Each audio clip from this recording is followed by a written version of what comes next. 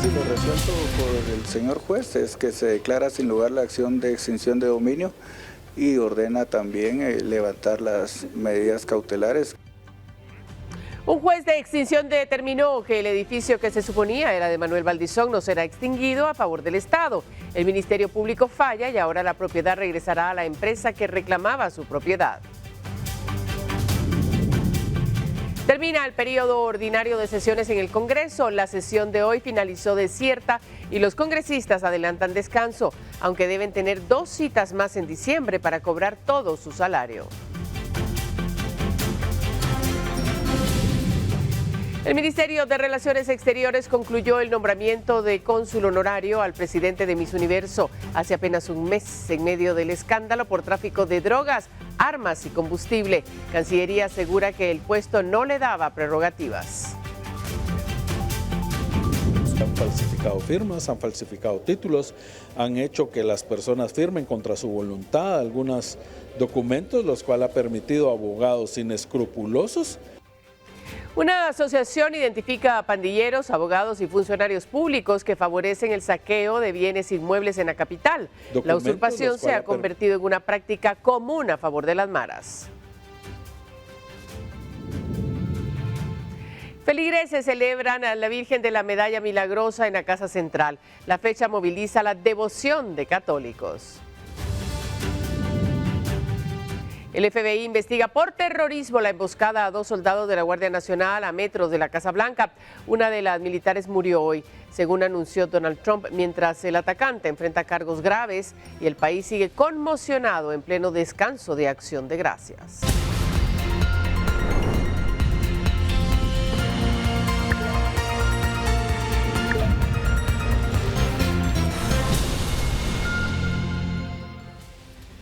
¿Cómo está? Buenas noches. Gracias por sintonizar a esta hora la emisión estelar de Noticiero Guatevisión. Mire, la semana va avanzando, por supuesto que suceden cosas, pero nosotros hemos trabajado todo el día junto al equipo de Noticiero Guatevisión para tenerle lo más importante a esta hora. Gracias por estar con nosotros.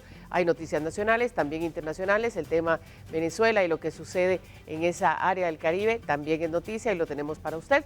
Pero ahora vamos de inmediato con cosas que suceden en nuestro país. Mire, el exministro de Comunicaciones, José Luis Benito, deberá esperar unos días más para resolver su situación legal por el caso Libramiento de Chimaltenango, donde es señalado de fraude. La audiencia programada para este jueves se suspendió por una recusación en contra de la jueza a cargo del proceso. José Muñoz y Boris Palma recusaron a la juzgadora por considerar que sus resoluciones carecen de imparcialidad. Sin embargo, los magistrados de la Sala de Apelaciones de Mayor Riesgo dieron sin lugar la recusación y confirmaron a Cruz Toscano para que conozca el proceso. El libramiento de Chimaltenango fue valorado en 528 millones de quetzales, obra diseñada para aliviar el tránsito de la ruta interamericana. Sin embargo, actualmente muestra un deterioro considerable, afectado por derrumbes e inundaciones. Y un juez resolvió sin lugar una solicitud del Ministerio Público que buscaba que un edificio embargado pasara a manos del Estado. El inmueble está vinculado con el ex candidato presidencial Manuel Valdizón. El juez de extinción de dominio, Delmar González, denegó al Ministerio Público la entrega a favor del Estado del edificio Vista Panorámica, vinculado a Manuel Valdizón. El juzgador rechazó la petición del MP, que buscaba que el inmueble ubicado en la zona 15 capitalina pasara a manos del Estado. El edificio fue inmovilizado en 2018 como parte de una investigación sobre el origen de diversos bienes relacionados con el exdirigente del extinto Partido Líder. Las pesquisas indicaban que el bien habría sido adquirido con fondos de procedencia ilícita. Pues de parte nuestra, esperar que los sujetos procesales, si así lo consideran, hagan uso de los recursos correspondientes, ¿verdad? Como lo establece la ley. Será una decisión de cada una de los sujetos procesales que está interactuando en el proceso. Ahora la actitud nuestra como defensa es esperar que se agoten esas etapas, si se van a agotar. Y de lo contrario, pues de no agotarse estaríamos hablando de una resolución que va a causar firmeza. Actualmente el edificio es ocupado por varias fiscalías del Ministerio Público, en las que destacan la Fiscalía de Delitos Transnacionales, Fiscalía contra el Tráfico de Migrantes, Fiscalía de Asuntos Internos y un juzgado de diligencias urgentes. Sí, lo resuelto por el señor juez es que se declara sin lugar la acción de extinción de dominio y ordena también levantar las medidas cautelares que soporta el mismo, entiéndase la respectiva inmovilización que tiene dicho bien, y para el efecto pues ha decidido también oficiar como corresponde a la Secretaría de Extinción de Dominio. Durante su argumentación, el juzgador señaló que el MP no logró comprobar que los fondos utilizados para la adquisición del inmueble eran de procedencia ilícita. A pesar de su resolución, el juez no fijó un plazo para la devolución del edificio a la entidad Regal Group, vinculada con Manuel Valdizón. Con imágenes de Moisés Sheck, informó para Noticiero Guatevisión, Elmer Vargas. Seguimos con temas judiciales. Después de varios intentos, finalmente se realizó la audiencia donde la exmandataria de CICIG, Claudia González, se oponía al archivo de una denuncia por filtración de información de su caso que cuenta con reserva judicial. Los datos reservados eran publicados por una cuenta de NetCenter. El juez hace una corrección de oficio dentro del expediente porque se hizo mal el procedimiento, o sea, como es una petición del archivo exclusiva del MP, el juez se percató que no era una desestimación. Entonces el procedimiento tiene que darse en el MP, proceder con la solicitud de archivo y notificarnos, y si nosotros no estamos de acuerdo tenemos que venir al juzgado. En cambio se hizo a la inversa, el MP vino, pidió la audiencia del archivo, pidió el cierre de la investigación y luego nos notificaron. Entonces, ese procedimiento que hizo el Ministerio Público y que el juez dice que revisó y que era un procedimiento no adecuado, es el que se corrigió ahora, ¿verdad? Entonces, estamos otra vez, el juez anuló una audiencia el 23 de enero del 2023, cuando cerraron la audiencia, entonces es como 2 años muertos en el tema de la investigación. Esas fueron las declaraciones de la abogada Claudia González, exmandataria de CICIG, al concluir la audiencia en el Juzgado Sexto Penal, donde el juez ordenó que debe reiniciarse la investigación por divulgación de información que no era pública. El juez Israel Celada indicó que existe un error en el procedimiento realizado por el Ministerio Público, quien había desestimado una denuncia interpuesta por González por información filtrada de su proceso penal. Esto en cuenta de NetCenter, a pesar que el caso tiene reserva judicial. Según el juzgador, el MP debía archivar primero la denuncia y después informar por escrito a la judicatura del procedimiento. Para enmendar dicho procedimiento, el juez ordenó que el MP debe investigar nuevamente la denuncia interpuesta por González y determinar si existió o no fuga de la información reservada. La denuncia refiere que la cuenta en X llamada YesMaster publicaba con antelación las resoluciones judiciales, incluso días antes de las audiencias programadas. Con imágenes de Moisés Sheck, informó para Noticiero Guatevisión, Elmer Vargas. Mire, y nos vamos a legislativo porque la sesión plenaria de hoy en el Congreso de la República terminó siendo cerrada tras no alcanzar el quórum necesario para continuar con la interpelación al ministro Abelardo Pinto, lo que generó que el fin de la sesión y con él el cierre del ciclo ordinario parlamentario. En la sesión de hoy se había previsto seguir con la interpelación al ministro de Desarrollo Social, Abelardo Pinto, pero la falta de parlamentarios hizo imposible su continuación. La sesión arrancó con solo 66 diputados, insuficientes frente al quórum mínimo exigido de 82, razón por la cual el presidente del Congreso decidió darla por cerrada sin iniciar ningún debate. Con este cierre queda formalmente concluido el periodo ordinario de sesiones e inicia el receso parlamentario. Según la legislación vigente, las sesiones ordinarias del Congreso se desarrollan del 14 de enero al 15 de mayo y del 1 de agosto al 30 de noviembre. Respecto al receso, este suele extenderse del 1 de diciembre hasta el 13 de enero, periodo durante el cual no se realizan sesiones ordinarias. Pese al receso, no todo el Congreso se detiene. Parlamentarios activan una comisión permanente, conformada por el presidente Nery Ramos, como vocales Gerson Barragán, Jorge Ayala y Kevin Escobar. Como secretarios, Juan Carlos Rivera, Sabino Velázquez y José Pablo Mendoza, quienes serán los encargados de convocar a sesiones extraordinarias si surgieran asuntos urgentes durante la pausa. La falta de quórum de hoy no permitió avanzar con la interpelación al ministro Pinto, lo que dejó sin tratar los cuestionamientos pendientes. Al cerrarse hoy la plenaria, el Congreso entra en receso, con la comisión permanente asumiendo funciones básicas, ya que deberán convocar como mínimo a 2 sesiones extraordinarias hasta el reinicio de las sesiones ordinarias el 14 de enero de 2026. Con imágenes de Esvin García, para Noticiero Guatevisión reportó Oscar Vázquez. Mire, la propuesta para crear la Secretaría de Integridad Pública generó controversia en el Congreso luego de que la Comisión de Legislación advirtiera que la nueva entidad no solo sustituiría a la Comisión Nacional contra la Corrupción, sino que también asumiría funciones que no le corresponden al organismo ejecutivo. La Comisión de Legislación y Puntos Constitucionales del Congreso emitió un dictamen desfavorable a la iniciativa 6624, presentada por el presidente Bernardo Arévalo, que busca crear la Secretaría de Integridad Pública, SIP. Según la información oficial, esta nueva secretaría sustituiría a la Comisión Nacional contra la Corrupción, a la que reemplazaría como entidad encargada de articular acciones anticorrupción desde el organismo ejecutivo. Se menciona que se le otorgaría a la SIP facultades que, según la comisión, exceden el ámbito administrativo y que vulneran atribuciones constitucionales del Ministerio Público, la Contraloría General de Cuentas y la Procuraduría de los Derechos Humanos, por mencionar algunas.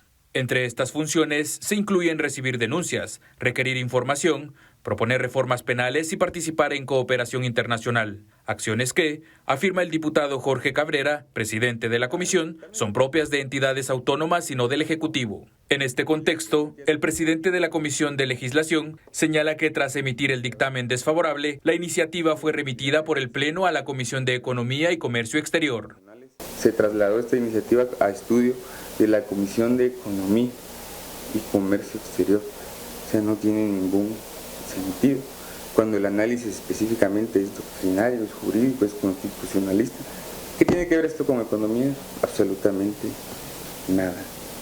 Por su parte, el presidente de la República menciona que la institución de esta secretaría busca que la lucha contra la corrupción persista y se institucionalice como propia del Ejecutivo. La necesidad de institucionalizar la lucha contra la corrupción y la creación de una Secretaría de Integridad es fundamental para esos efectos. ¿Por qué? Porque la comisión que funciona en estos momentos depende de la voluntad del presidente de la República y del gobierno de turno. La comisión mantendrá su postura al asegurar que la iniciativa carece de sustento y de los criterios necesarios para avanzar en el Congreso. Con imágenes de Esvin García, para Noticiero Guatevisión reportó Oscar Vázquez. Electoral y sus deliciosos sabores presentó. En otras noticias, el Colegio de Abogados y Notarios de Guatemala convocó a elecciones internas para el 5 de enero, con el objetivo de elegir a un representante titular y un suplente que integrarán la Comisión de Postulación del Tribunal Supremo Electoral. La convocatoria se realiza en cumplimiento de los plazos establecidos para conformar este mecanismo, que tiene a su cargo la evaluación, depuración y propuesta de candidatos a magistrados del TSE, un proceso clave para la renovación de autoridades electorales en el país. Según el reglamento interno, el proceso incluye la inscripción de planillas y la participación de los agremiados habilitados. Con este llamado, el CAN inicia formalmente el procedimiento que definirá la representación del gremio dentro de una de las comisiones más importantes para garantizar la transparencia en la designación de autoridades electorales. Más noticias: la derogación como cónsul honorario de Guatemala en México de Raúl Rocha Cantú, propietario del 50% de la Organización Global de Miss Universo, se realizó en octubre, según el Ministerio de Relaciones Exteriores. Sin embargo, los señalamientos de la justicia mexicana se hicieron públicos el pasado 26 de noviembre, por lo que la información trasladada deja dudas sobre la fecha exacta de la derogación del nombramiento. El Ministerio de Relaciones Exteriores revocó la designación del señor Raúl Rocha Cantú como cónsul honorario de Guatemala en la ciudad de Toluca, México. De acuerdo con la Cancillería, ese nombramiento fue propuesto en la administración anterior a través de la Embajada de Guatemala acreditada en ese país y aprobada con el Acuerdo Gubernativo número 335 de fecha 16 de diciembre de 2021. La Cancillería informó que se tomó la decisión de derogar desde octubre pasado su nombramiento, ya que se constató un incumplimiento a la normas, destitución que se agilizó debido a los sucesos recientes, por lo que se actuó de manera inmediata. Sin embargo, los señalamientos de las autoridades mexicanas en contra de Raúl Rocha Cantú se hicieron públicos el pasado 26 de noviembre, por lo que la información trasladada por el Ministerio de Relaciones Exteriores deja dudas con la fecha exacta de la derogación del nombramiento del cónsul honorario. Raúl Rocha Cantú es indicado por la Fiscalía General de la República de México por presuntos vínculos con delincuencia organizada, que incluye acusaciones de narcotráfico, contrabando de combustible y tráfico de armas. Autoridades mexicanas explicaron que en el caso específico de Raúl Rocha Cantú, debido a las reglas de presunción de inocencia, la institución solo confirmó que se están obteniendo datos clave para profundizar en la investigación y que su situación jurídica será definida conforme ratifique evidencia sólida y se realicen las audiencias correspondientes. Por aparte, el Ministerio de Relaciones Exteriores confirmó que el señor Rocha Cantú únicamente estaba autorizado para fungir como cónsul honorario, por lo que no era un funcionario diplomático, razón por la cual no contaba con inmunidad diplomática. Para Noticiero Guatevisión, Juan Pablo Garrido. Y la Comisión de Legislación y Puntos Constitucionales emitió dictamen no favorable a la iniciativa 6428 propuesta por el diputado José Chic, que buscaba reformar el Código Penal en materia del delito de usura. Según los integrantes de la comisión, la iniciativa pretendía aumentar las penas a personas de otra nacionalidad que cometieran este delito en Guatemala, una medida que fue calificada como inconstitucional. El presidente de la comisión señaló que, aunque el fenómeno de la usura es un problema social que afecta a millones de guatemaltecos y que involucra a ciudadanos de distintas nacionalidades, la ley propuesta contradice el principio de igualdad ante la ley establecido en la Constitución y en diversos convenios internacionales. El parlamentario mencionó que no es legal imponer penas más altas basadas en la nacionalidad del infractor. Bueno, el Ministerio de Gobernación inició el proceso de verificación e identificación de reos de la pandilla del barrio 18 que guardan prisión en el sector 11 del preventivo para hombres de la zona 18. La Dirección General del Sistema Penitenciario inició la verificación e identificación de privados de libertad pertenecientes a la estructura de la pandilla del barrio 18, recluidos en los sectores 11A, 11B y 11C del preventivo para hombres de la zona 18. El despliegue de seguridad que involucró a más de 1,000 agentes penitenciarios y de la Policía Nacional Civil, por medio de unidades tácticas y personal de inspectoría, se realizó desde las 6 de la mañana. En él se registraron los datos biométricos con dispositivos MI3 y la identificación de los reclusos asignados a ese sector. De acuerdo con las autoridades del sistema penitenciario, el proceso de registro se realiza para asegurar un conteo efectivo y evitar suplantaciones entre los privados de libertad pertenecientes a la pandilla del barrio 18. Así como evitar casos como lo ocurrido en la cárcel Fray Janes II, donde 20 reclusos escaparon de las instalaciones. El vocero del Ministerio de Gobernación indicó que el censo de privados de libertad que se ha realizado en las cárceles de Cantel, Salama, Fray Janes I, el Centro de Orientación Femenina y el Preventivo para Varones de la Zona 18, iniciando con el sector 11. Para Noticiero Guatevisión, Juan Pablo Garrido.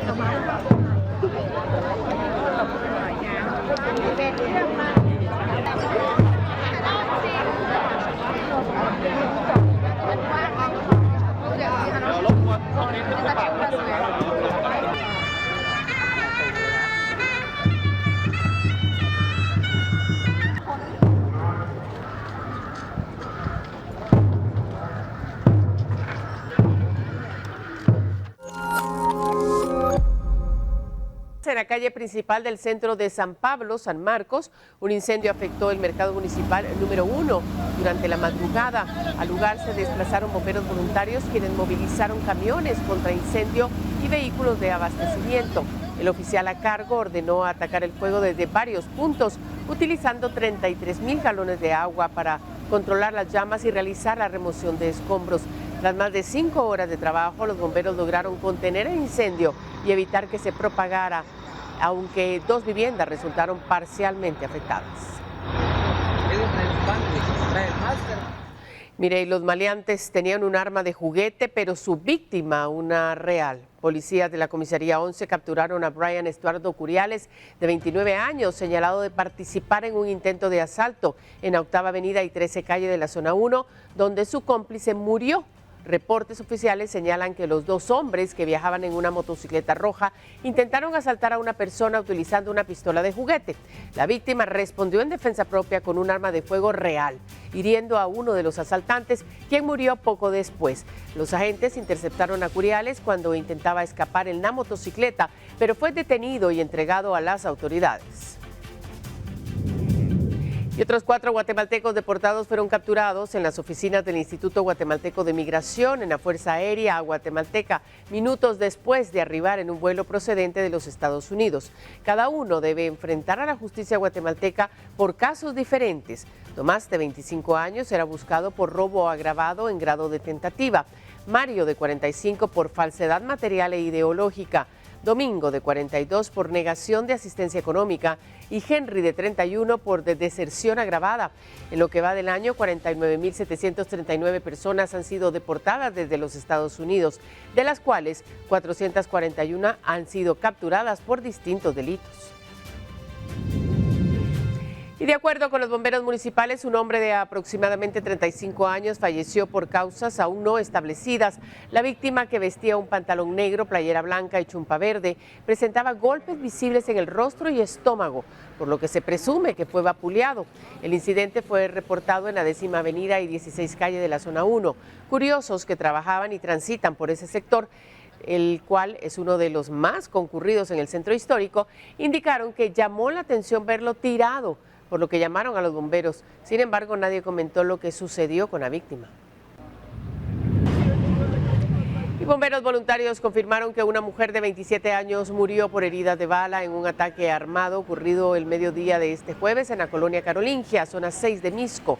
La víctima fue identificada como Stacy Yasmín Pérez Aparicio. Minutos después del ataque, la policía reportó la detención de los presuntos responsables, 2 pandilleros del barrio 18, de 19 y 20 años. A los capturados se les decomisó una pistola que se presume fue utilizada para asesinar a la joven, 3 teléfonos celulares y una motocicleta en la que intentaron escapar. Según el consolidado de necropsias del INACIF, Misco es el tercer municipio más violento del departamento de Guatemala, seguido de Villanueva y Guatemala. Mire, las usurpaciones en el departamento de Guatemala alcanzaron niveles críticos. Familias enteras están siendo despojadas de sus viviendas por estructuras criminales que convirtieron la propiedad privada en un negocio de alto valor. Datos del Observatorio de la Propiedad Privada y del Ministerio Público recogidos por ACDEPRO revelan que entre 2020 y 2025 se han registrado más de 13.000 denuncias por usurpación, pero solo 99 desalojos fueron ejecutados, es decir, apenas el 0.76% de restitución. Para las víctimas, donde ahora las pandillas cobran más relevancia al realizar usurpaciones agravadas. Hemos visto un repunte muy peligroso en el área de la ciudad de Guatemala, donde tenemos más de 2.700 denuncias por tema de desalojos forzosos. Cuando se llama desalojos forzosos es que los pandilleros prácticamente obligan a salir a las personas de su lugar de habitación. El fenómeno ya no es rural. El departamento de Guatemala suma 2.799 denuncias y se convierte en el epicentro del problema. Solo la ciudad de Guatemala registra 1.247 casos, seguida de Misco, Villanueva, San Juan Zacatepeques, Chinautla y Villaganales. En estas áreas, las pandillas y redes criminales toman terrenos y viviendas para instalar puntos de extorsión, bodegas de armas, venta de drogas o casas seguras e incluso cementerios clandestinos. Han falsificado firmas, han falsificado títulos, han hecho que las personas firmen contra su voluntad algunos documentos, los cuales ha permitido a abogados inescrupulosos hacer un proceso registral ante el registro de la propiedad y generar nuevos documentos para que estas personas puedan comercializar esos bienes. ACDEPRO advierte que el Estado no logra contener el fenómeno. La falta de coordinación entre instituciones como el Catastro, el Registro, el MP y Gobernación permite que las pandillas sigan avanzando. Siempre hemos recomendado a todo propietario inmovilizar voluntariamente su propiedad en el registro de la propiedad. Es un trámite sencillo, necesita una simple asesoría de abogado, pero el costo serán 150 quetzales, si no estoy mal, y les va a tener su propiedad inmovilizada por 3 años. Según ACDEPRO, la usurpación ya es una economía criminal y sin una política de reinstitución rápida y persecución especializada, el área metropolitana seguirá perdiendo terreno ante las estructuras ilegales. Con imágenes de José Sánchez, reportó Andrea Domínguez. Vamos a hablar de dinero. A esta hora la Junta Monetaria cerró el año con una nueva reducción en la tasa líder que ahora queda en 3.75%, impulsada por la baja inflación y un entorno económico estable. Las autoridades prevén que los precios se mantendrán controlados en el 2025 y el 2026. La Junta Monetaria cerró el año con una decisión clave para la economía. Redujo la tasa líder de interés a 3.75%. Una baja que responde a la moderación de los precios y a la disipación de los choques de oferta que habían presionado la inflación meses atrás. Esta reducción culmina un ciclo iniciado en 2024, cuando la tasa se ubicaba en 4.75% y que en poco más de un año acumuló un recorte de 100 puntos básicos. Esta decisión se tomó porque la inflación en Guatemala continúa baja y estable, y los pronósticos indican que se mantendrá dentro de la meta en los próximos 2 años. Según los últimos datos, la inflación interanual en octubre fue de 1.26%, muy por debajo del rango meta, lo que confirma que los precios continúan bajo control. Nuestros principales indicadores siguen mostrando un desempeño económico sólido, arriba del potencial y un entorno internacional más favorable. Con esta reducción, buscamos mantener las expectativas de inflación firmemente ancladas a la meta y apoyar la actividad económica sin poner en riesgo la estabilidad del país. Además, el precio internacional del petróleo se mantiene por debajo del nivel del año pasado, lo que contribuye a aliviar las presiones sobre los combustibles en el país. Sin embargo, persisten riesgos a la geopolíticas y comerciales. En el plano interno, indicadores como el IMAE, las remesas, el comercio exterior y el crédito bancario continúan mostrando un desempeño acorde con un crecimiento del 4% para 2025 y de 3.9% para 2026, cifras ya previstas por el Banco de Guatemala. Con las presiones inflacionarias contenidas y precios estables, los pronósticos apuntan a que la inflación no solo se mantendrá por debajo del límite inferior de la meta en 2025, sino incluso por debajo del valor central en 2026. La próxima revisión de la tasa líder será en febrero del próximo año. Para Noticiero Guatevisión. Bueno, y pasamos a otras cosas porque hoy se celebra el Día de Acción de Gracias en Estados Unidos. Una tradición que gira en torno a agradecer por la vida, la familia y los amigos. Una festividad que cada vez gana espacio en los hogares guatemaltecos, donde compartir la mesa se convierte en un gesto de unión y gratitud. El Día de Acción de Gracias es una festividad que se originó en Estados Unidos y que a lo largo de los años se ha adquirido por distintos países tanto de América como Latinoamérica. En Guatemala, familias y restaurantes han adquirido esta celebración para poder compartir con familia y amigos.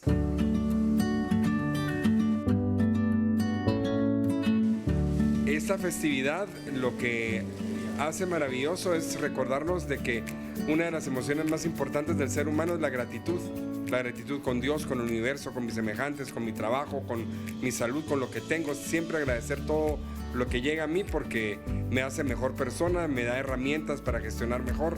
Entonces, tener gratitud siempre en el corazón creo que se vale y es el motor para poder seguir adelante. La Acción de Gracias comenzó en Estados Unidos con los primeros migrantes ingleses y gente de pueblos originales del estado de Massachusetts. Fue Sarah Hale la que a mediados de 1800 se ideó de que el pavo era más barato que comprar un venado. Tenía un tamaño suficiente en la mesa para acoger a muchas personas alrededor de la misma. Esta tradición va más allá de una simple cena. Es un momento para compartir lo que vivimos, para reencontrarnos con quienes nos escuchan, nos acompañan y forman parte de nuestra historia, siendo esta la verdadera representación de lo que es el Día de Acción de Gracias. Cuando nos sentamos alrededor de la mesa, compartir sin estar viendo el reloj, disfrutar las risas, si alguien tiene algo triste que contar, acogerlo, abrazarlo, si alguien tiene algo maravilloso que celebrar, pues aplaudir y dar gracias por lo que le está pasando. Pero creo que en una puesta en mesa, sea en un hogar o en un restaurante, lo principal es poner las emociones a flor de piel.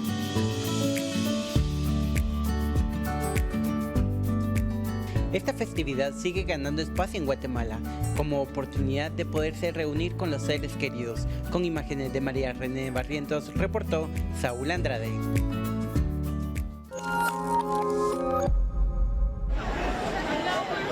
Artistry in motion, please. 4, 3, 2, 1.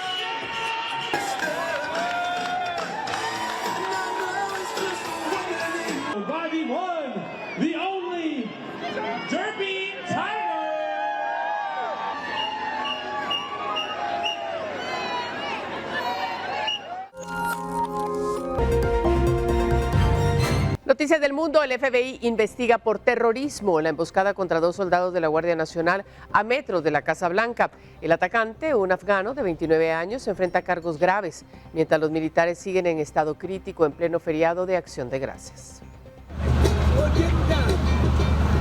El FBI confirmó el jueves que abrió una investigación por terrorismo después de que 2 soldados de la Guardia Nacional fueran emboscados a pocos metros de la Casa Blanca. Es una investigación en curso sobre terrorismo, no se equivoquen. Nosotros, el FBI, estamos liderando esta investigación de asalto federal contra un oficial de la ley federal en muchos frentes. El tirador fue identificado como Ramanullah Lakanwal, un afgano de 29 años que trabajó con las fuerzas estadounidenses en su país durante la guerra contra los talibanes. Se había establecido en Estados Unidos después de que los islamistas regresaran al poder en 2021 tras la caótica retirada de Washington. La fiscal federal para el Distrito de Columbia declaró en rueda de prensa que Lakanwal enfrenta cargos de agresión con intención de matar y si los guardias fallecen, enfrentará cargos de asesinato en primer grado. Las autoridades informaron que el sospechoso utilizó un revólver 357 en lo que describieron como un ataque sin provocación al estilo de una emboscada. Además, se investiga si el sospechoso contó con la colaboración de cómplices, tanto en su país de origen como en Estados Unidos. Los soldados baleados permanecen en estado crítico. Su situación ha conmocionado al país, especialmente en un día como hoy, tradicionalmente tranquilo, marcado por el feriado de Acción de Gracias. Los militares estaban desplegados en Washington como parte de un controvertido dispositivo de seguridad ordenado por el presidente Donald Trump. Esta medida, que ha sido criticada, ha sido implementada en ciudades gobernadas por demócratas para enfrentar lo que el mandatario califica como una delincuencia violenta y desenfrenada.